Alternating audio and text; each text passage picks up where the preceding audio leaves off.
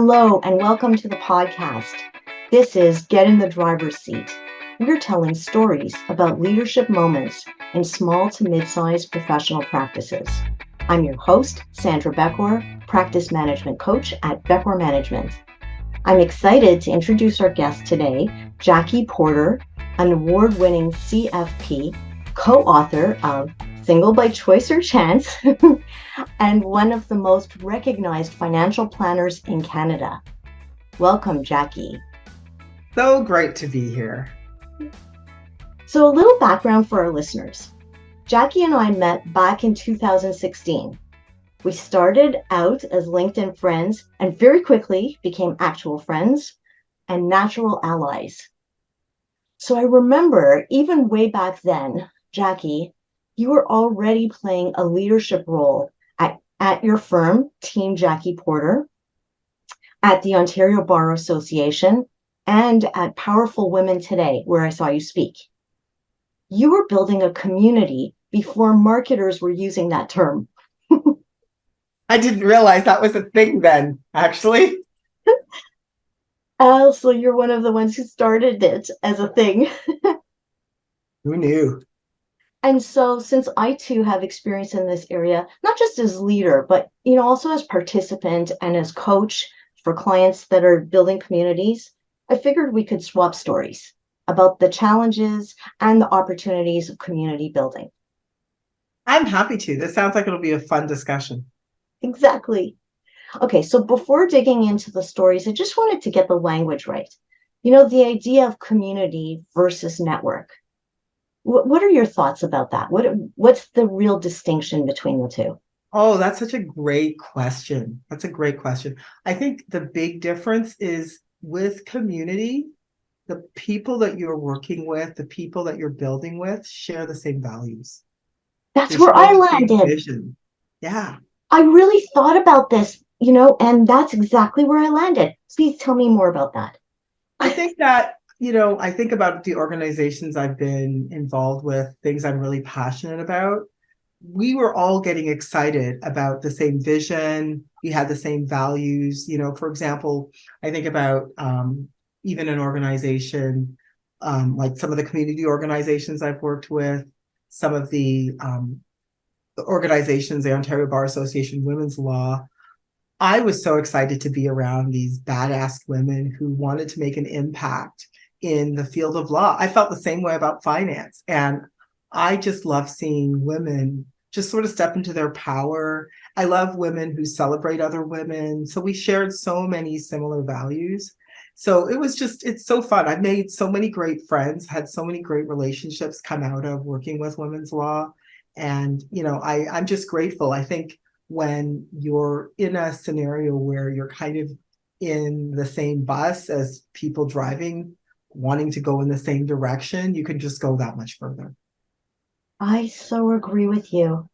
And one of the recent really positive experiences I've had in a community, I don't know if I mentioned this to you, but I'm an entrepreneur in residence at York University's Accelerator program. I did not know that. That's exciting too. It's really exciting. I've been doing this for a few years, and basically it means that you coach the participants in the Accelerator program, but really they treat at York University, it's called Y Space. That's the name of the program. And within it, they have a small program dedicated to women-led businesses called Ella. And that's the group that I'm a mentor in. Right. But the whole thing, Y Space, they treat it as a community. And they throw events and they have a newsletter. Really what they're doing is pumping up their community. They will be happy to share news about any of their members, any of their leaders, and they tell us if you have something going on. We're going to promote you. That's what it's all about. As you were saying that, I was thinking about some of the amazing legal professionals I've met at women's law, and we celebrate each other. Like I just think one of the members, Patty DeLotte, she just retired. So, a couple of the other lawyers and I said, you're going to take her out. We want to celebrate her and all the contributions that she's made because she's done so much for women's law. So we want to celebrate her. Or, there's other members in that organization where we just want to create these mentor relationships. So we're like, these two ladies need to get to know each other. They're doing really similar things. Let's put them together so there's an opportunity for them to learn from each other, maybe create more of an impact, because we're all on that path of how can we help make more of an impact in our respective fields. So, that kind of stuff gets me enthused just because I can really rise to the occasion when I see powerful women wanting to make an impact. And I want to support that. I want to share that. And I want to tell as many people as I can and promote that because it's a great vision. I know you, Jackie. This is so sincere on your part. And, to prepare for today's podcast, I went through our old messages, our old Did email. you? Yeah, I did. All the way back to Oh my 2016. gosh. Feel so old now. And No wonder I'm covering my gray hair with blonde. right, all the way back there, even in the early days, you were introducing me to people, and I was introducing you to people. Yeah, that's So what it's all about. it is. Because the reality is I feel like when you're on a vision, when you're on a mission for something, and you see somebody's vision so clearly, and again, it's because we share the same values, right? So it's like, no, you need to meet this person or you need to meet that person because that's going to put you further ahead. And if you're in a community where people share that same dream of let's make more of an impact, then it's easy. It's easy to be a cheerleader for them. You know what I mean? It's easy because your vision is kind of my vision, right? So how can we make that Yeah, bigger? We're going to obviously need to work together and support each other if we're going to make that bigger. I agree. And it's such a lovely attitude. And I think it's contagious. It is. I think that's the other thing, right? And there's needs to be a safe space Yes. for women to be where they can support each other. It's not always everywhere. And I Mhm. think in particular in spaces where there might feel like there's only so many women that can be powerful. Do you know what I mean? So I think that's one of the things that women that I in this community, like women in these communities, is that we share is no, we don't believe in scarcity. There can be many women doing great things, and let's actually change the narrative and let's push that narrative and let's do everything we can to promote that narrative. I agree, Jackie. I think that what I've observed in communities that really thrive is it's not really about the leaders, it's about the members, and they develop relationships with each other, and every one of them, stands out because they show up. Yeah, it's actually all about showing up. It's all about communities recognizing that the whole is greater than the parts. Yeah, So like the beauty is seeing the dots connected and seeing whatever your shared vision is get bigger and bigger. great. So that's a good place for us to jump into stories. I think that some of our listeners might be thinking, well, maybe I want to start a community, and there's a full spectrum of formal to, informal community building, right? You could have a membership site, you could have a paid membership site, or like I consider my LinkedIn connections to be my community. There's sort of a certain vibe to it. And so there may be people listening to this who are thinking they would like to do this somewhere along that spectrum, but they fear that it will take a lot of their time and that it may not even work. Mm. So, can you share some stories about what engages your audience and what doesn't? Were there any surprises? What engages my audience? If you mean the communities that I'm a part of, I, Yeah, I think are there a community that you built or a community that you're a participant? Like, when you notice this really sticks, people are engaged, they're in conversation, they go to these events. yeah, 100%. I'll share a couple stories. The first one I think it's important when you go into these spaces. So I'm thinking of live events, right? So you're going to these events and they're with people that you want to get to know more. There are communities that you want to, be more involved in, and get involved. don't be a spectator, right? If you're there and you didn't talk to anyone, you didn't have even 3 authentic conversations. I always think 3 is a good number. Talk to 3 people there. Try to make genuine connections. If you're talking to someone and you're like, I don't think this person shares the same values as me, this isn't the person to hand your card to and say, call me, because there's not really been any actual connection made. So go into an event with the intention of genuinely meeting 3 people, look into their eyes, ask questions, be engaged. That's really the way to make someone want to get to know you. And I think of, and as I said, and I'll share my story. I think of a couple of scenarios. One where I was someone who wanted to be in the community of older women. I grew up without parents. My mother passed away when I was quite young. So I was always seeking out communities where I could be mentored by women who were where I wanted to be. So one of these places was I got involved in a seniors organization. And, I thought I was going there to just, meet women that I could learn from, which was great. I also became very fired up about seniors issues. And, I'm in that stage in my life where I'm thinking about the next thing that's going on. And because of all of these connections I have, I'm able to think about housing and what it could really look like. I've had so many great conversations with women like in their 90s doing amazing things for, women living together and like looking at ways to alternative ways to live together as a senior. So, I've learned so much about what my life could look like down in the future that if I didn't open up myself to that opportunity, I would never have that experience. I also got a chance to meet my co-author of Single by Choice or Chance. She's a woman who she's living her best life in her 80s and shows me what it looks like, what my life would look like in my 80s if I choose. So I've had, and it was really just going there, talking to her, meeting other women that I genuinely connected with. And, next thing I know, I'm being mentored, pushed to write a book with her.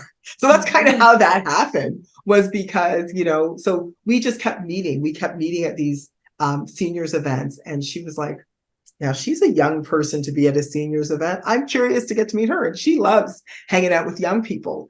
And so, I think when you just show up, you're genuinely curious about people. You have really authentic conversations, because I was asking her questions about what her life was like as a senior that I really wanted answers to. And I think those things sparked a genuine connection. And then we realized we had a similar vision. We actually had a similar vision for what, like at that time I was single, and I was like, I want to have, if I'm on my own as a single person, I want my life to look similar to hers, right? And so that's how the book Single by Choice or Chance was actually born. Was she was somebody who was further down in her life, thought about what living on her own, single by choice, would be like and as a senior. And I was somebody who was much younger at the time, getting older, but was much younger at the time, where I was like, these are the things I really think about deeply, is finances and being single. And she's like, I'm thinking about care and lifestyle and being single. And we decided we would combine together and do this book. And this all just came out of me looking for mentors as a person who didn't have, my mother in my life, and building these amazing relationships, like my mentor, like my co-author. Wow, it's amazing because that's such a foundational element in your story. Writing this book was like a big building block for you. For those on YouTube, here it is. And, I think that from your story, what you're saying is you followed your muse. Yes. I felt like, I want to meet women living their best lives. I want to have a vision for what my life would be like at different stages in my life, because I didn't have, a parent, like a mom, to see what it could look like. And I was, really blessed with seeking out mentors, with the ability to make connections and seek out mentors that could give me that, help me see what that could be like. And I'm grateful, but I also recognize I put in the work. Like I made those Sometimes it was making telephone calls to people, showing up at events. Sometimes it's also, like you talked about, going on LinkedIn and a woman that I admire, reaching out to them and saying, gee, I really admire, I'd love to know more. Let's have a coffee or online. These days it's COVID. Because of COVID, people were doing COVID coffee chats online. But I think that's a really great outlet now. But I think you just have to choose, think about what you value, think about what's important to you to determine the type of communities you want to be a part of. Right. And then think about how you can add value to those communities. And those are all helpful tips, whether you're a participant or a leader. That's Like right. either way, you need to do that work and do that sort of showing up, like make the effort the way you said, Jackie. Yeah, show up, but have fun. That's why it's Yeah. important to figure out, what do you value? What would you value if you Mhm. were going to be a part of a community? What kind of communities do you want to be in? What's Mhm. important to you? So that you're in a room where you can actually have fun and make genuine connections with people. Because not everybody like I recognize not everybody is a outgoing personality, right? Like I'm a extrovert, but not everybody is, right? So you really want to be in rooms for, especially I'm speaking to those introverts out there, right? Who may not find it as easy to get into a room, talk to people.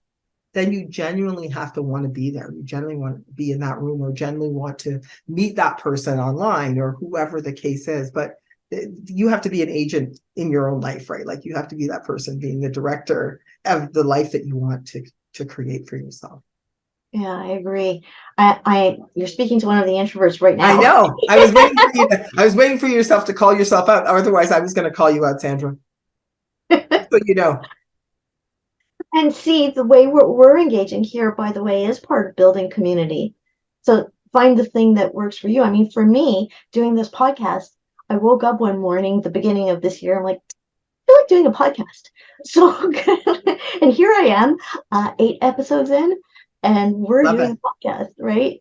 Love So it. for me, this is my comfort zone, like having these deep, um, open-hearted conversations that are about business, but they really go way beyond business. Because as small to mid-size business owners, our business is part of who we are. Agreed. It's your brand, right? I Yeah. think that people forget, you kind of have to think of, all of us are brands. And what is a brand? It's Yeah. looking at who we are, what we value, what we care about, what do we stand for. So what do you stand for? Who are you? What do you care about? Like that's what you're putting out into the world every single day. And that's what people remember at the end of the day. Yeah.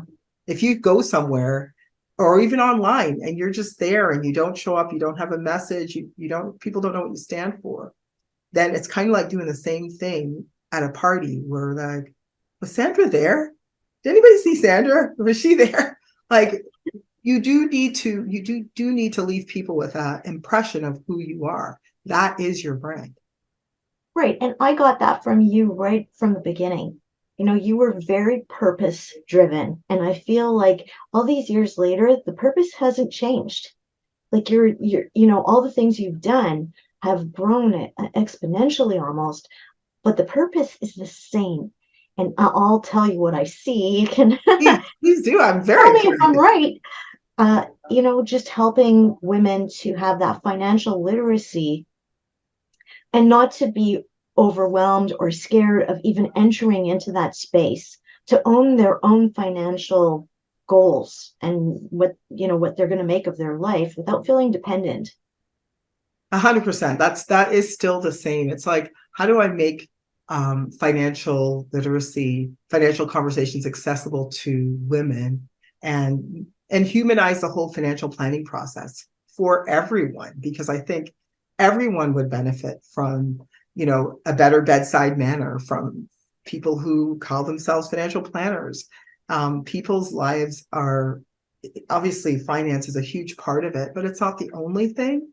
And it's speaking to people in a way that respects the fact that finance is a part of the conversation, but people want to talk about their goals overall, what they care about, what they stand for, and then have that reflect the financial decisions that they make. Yeah, and so all of what we're talking about here, I see you use it not just as a participant, I see you use it as a leader. You know, those LinkedIn lives that you're doing, Do you have fun with those? You like that? they're great. And you know, you're not just doing this thing that we're talking about, the purpose, helping people. You really are doing that, helping people, you know, to feel comfortable even having the conversation and growing their skills in this area where they may be very uncomfortable. But you're doing it in a way that's full of personality, and you know, like bringing in the music, the pop culture references, and just sort of an easy vibe to it. That's you leading your own community, Jackie. I see it. It's for me, that's fun. Like, so yeah, I love the fact that you say that, because it's also creating the community you want to see out there. So that's what you do as a leader. You create the community you want to see. So if it's not yet there, so if the other thing is, what do you stand for? Right. I came into an industry where there was none of this. I was a financial planner. I started this industry in the early 90s, the mid 90s. And first of all, there weren't very many people who looked like me in the financial planning space. Never mind as a female person that looked like me in the planning space. Never mind having conversations about life, trying to figure out what you stand for, to figure out what type of values should we be looking at to determine what type of decisions, financial decisions you need to make. Those conversations weren't happening. And so I was like, I came into this industry really for myself, Sandra, to learn as much as I could about finance for myself because of my humble beginnings. My mom was a single mom. We didn't have money conversations at home. Try having a financial conversation with an immigrant. Ask them about their money. See how that goes. Not so great. So all of this to say, I was someone who was desperate to be financially secure. And so when I heard about this industry and found out it could offer me that for myself, I wanted to know everything I could. So I came in from a perspective as a journalist, because my background is journalism and psychology. So I was like, I need to learn everything I can so I can be okay. And then it only hit me when I wrote the book that there were so many women who felt the exact same way that I did, and that truly I was an oddball in an industry that didn't look anything like what I looked like, right? Like someone who just wanted to be okay, wanted to have financial conversations, had a psychology background, understood how money affects so many areas of psychology, right? How people think and feel and value.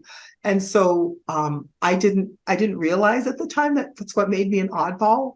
But at some point, I recognized, especially after writing the book, that it was something that resonated with people. So as I went and spoke about, single by choice or chance and my passion around women, um, really it was the community started to be built for me because so many women and people came up to me and said, this resonates with me, and shared their stories with me and helped me see that there was a whole community of people who felt exactly the way that I did. And that, having that sense of being an oddball, going to conferences, so in a completely different community of people that did not look like me, who did not share the same values, that there was actually a space for someone that was like me out there, and that people received it and wanted it. And it was very, very affirming for me. It's actually making me a little emotional because it was something that was so affirming. That's so beautiful. I'm feeling the emotion of it too. Oh, Jackie. And I think that one of the things I really admire about you, first of all, in the story you're sharing, I just want to acknowledge the courage. Because when people don't look like, and this comes up in my meetings with clients, when people don't look like you out there, it can feel like you can't do something. Like it's not an option. And I talked about this on a previous podcast, and one of the women, she said, well, you know what it means to be a trailblazer? It means no one did it before. That's right. Correct. Correct. So it's so crazy to me that I won Trailblazer of the Year twice. It's hilarious to me because it's like celebrating the fact that I was such an oddball in the industry for so many years. And now I'm being celebrated for it. It's so hilarious to me, right? Because it's very courageous to face that road when you feel like you don't look like the other people who are on that stage, whatever they're doing. Yeah. So you know what? As I said, it was very affirming to start really exposing that to other people. So talking about my story, the book, talking to people about, being raised by a single mom, wanting to be financially okay, and really feeling the privilege of helping women who also may not have come to the conversation that quite naturally, wanting to learn about money, wanting to be okay. And there's so many women who've done so well for themselves who still feel like that person who doesn't understand money, wants to feel like they're going to be okay, wants to feel like they're a boss in that area. And I'm very privileged to support and privileged to really help them forge their own path to feeling that financial confidence. I feel very blessed to have that role. And as I said, I'm blessed because I didn't know there was a whole community of people who felt the way I did and who wanted the same kind of humanistic approach to finance, who wanted someone who'd make financial conversations accessible. I didn't think that was a thing. That community, I co-created it with the people who were looking for the same thing I was. So I was able to stumble upon these people who were who had the same values that I had, but we didn't know it. No, you created something from nothing. And, I think that this conversation is about community, but really what we're talking about here is leadership. And that leadership, it doesn't matter if you're a participant or you're creating the community, it's still leadership. And the ideas that we're talking about here, this is authenticity. People throw around the word authenticity to I know. this right here, this is authenticity. When you show up as your raw self and you connect with people based on what you really feel and what you really believe, even if it's scary, even if it feels like you don't necessarily have a footing and you're not sure if this is going to work, and you do it anyway because that's who you really are and it's what you really believe and you don't want to let go of it. That's authenticity. Yeah, I mean, who thought, even 5 years ago, you could bring your whole self to a financial conversation? But that's what people appreciate about conversations that we have, is that they can bring their whole self. Yeah. So when you're authentic, it gives the other person permission Permission. to be authentic.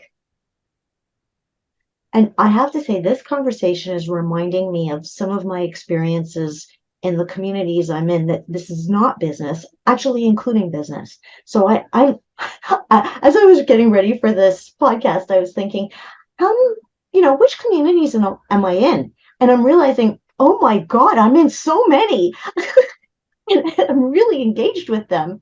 I have my coaching groups, I have mindfulness and meditation groups, yoga groups, art groups. And after looking for communities that felt like home, I found some that are amazing. Like, I have a couple of art groups that I'm in. These are private Facebook groups or membership groups that, they're only around for a limited time. They're so active that when you post something, right after you post it, it's no longer at the top. No, Yes. You're like, that's you have to crazy. scroll. You have to scroll to find your post like a minute after you posted it. This is a highly engaged. That's what a highly engaged community looks like. And really, if you look back at those groups and try and understand why are they so successful, it's because the leaders are doing exactly what you just described, Jackie. They're doing this, all of it's on the table. They are so putting themselves out there to the point that they're truly vulnerable and okay with that. Like successful artists who talk about, well, here are my bad paintings. Want to watch me paint something awful? And they're not inhibited or filtering anything. They're not trying to present their best self. They're trying to connect with you and show you their experience is the same as yours. And Yeah, that to me it works. that to me creates also a trust, a real Yeah. trust with people. when you're your authentic self, not the person that's throwing the word authenticity around, but Right. when you're just yourself. Like people feel that, they sense that. Yeah. Yeah. It's amazing to be in there as a participant. Yeah. Yeah. So trust kind of is, that's kind of one of the reasons I call myself a confidant, because trust is me being authentic with you and you feeling like that gut check that, okay, I'm in a safe space, but it's also, that sense that, okay, I can feel confidence as well because um, you've also created that brand, that community that says you're someone that can be trusted. Like, so, you're in circles that show that you can be trusted. So that's kind of, again, going back to what does your brand say about you? What does it stand for? Hmm. I agree, and I love that term. I'm glad you brought it up. It's really a great title that you're using. Look, financial confidant. Yeah, it's about that, right? It's Yeah. creating a community where people can feel confident, but they also can feel the trust that comes from being able to just be completely 100, right? Like that's Mhm. they can bring their whole self. They can feel safe being their whole self, and they know that you're being your whole self. You're being authentic to them, and you're also somebody who stands for something, and they understand because they're a part of that trusted community. They understand what you stand for. Yeah, and the truth is that we're talking about, the connection that happens between people, but I've actually been part of the evolution that happens being part of these communities. Yeah, You really do grow, and you you do. see people grow, and the relationships that form are real relationships. They go beyond the community. They actually go on to thrive, some of them, right? Have you seen that? No, 100%. I think that you're describing what happens in communities where people are um, are on that same track. They believe in the community. They're supportive. They're engaged, and I think that like actually that cultivates people growing and learning Yeah. because it's like this. I'm learned something, I'm sharing it, and again, I'm being my whole self, so I'm sharing what I've learned. Who else? It's kind of like what you were just describing, which is why that feed keeps going bigger and bigger, because like, yeah, and I'm sharing this, so people are engaged, and they're like, and I'm learning this, and look, what about this? I'm sharing this. Somebody takes that information, they might even turn around and say, you know what, I've seen this, I'm going to share, this is what I've learned from what Sandra's provided. Here, I'm going to share that, and people keep learning, and that just keeps growing and magnifying. It's an amazing thing when there's organic communities, authentic communities, like thriving in this way. Yeah, and so if anybody out there listening to this is, wondering about starting a community and you feel kind of the itch to do it, but you're not sure, well, this idea that we're talking about here is really coming up with a concept that isn't about you. It's about giving a membership to an audience that's going to turn it into something about them. That's what works. Yeah, you don't even always know how it's going to turn out. It's not, like Right. I said, it's not about you. Like when I did this, I had no idea that the affirmation I was going to get was pushing me in this direction. So I've grown where I've started out.